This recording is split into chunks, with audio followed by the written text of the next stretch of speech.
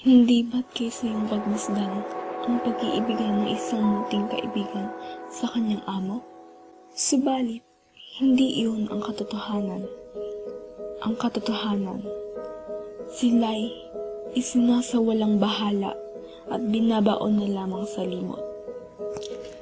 Republic Act bilang 8485, isang batas upang ipagpalaganap ang karapatang panghayop sa Pilipinas, nakilala bilang Animal Welfare Act of 1998. Ang kahit sa alin ay suklaw sa pag-aabuso ng mga hayop, pamamaril, pambubugbog, pagsusunog, panggugutom, panglalason, pananaksak, pangiiwan, pagkakaligkad, sexual, pagsasabong, pananagasa, at iba pang paraan ng pananakit.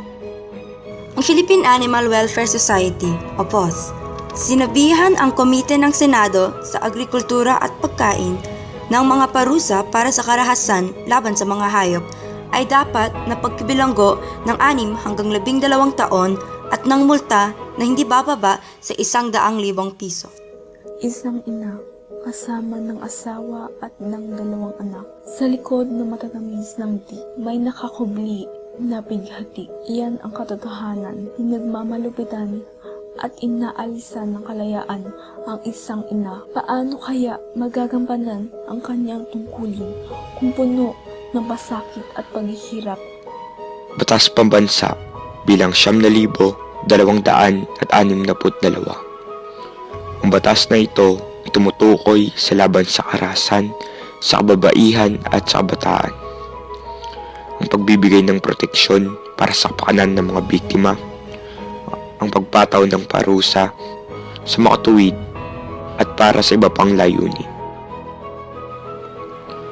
Alam niyo ba, ang isa sa bawat 25 kababaihan, edad mula 15 hanggang 49 na taong gulang, nagkaroon ng sex kailanman ay nakaranas ng sapilitang unang pakikipagtalik. At isa sa bawat 10 kababaihan, edad 15 hanggang 49 na taong gulang, kailanman nakaranas ng sexual na karahasan. Ang parusa dito ay hanggang 14 na taong pagkakabilanggo. Isipin at isaalang-alang ang halaga nila sa ating buhay. Ipagtanggol ang mga hayop. Ipagtanggol ang mga babae. Ipagtanggol ang karapatan ng bawat isa.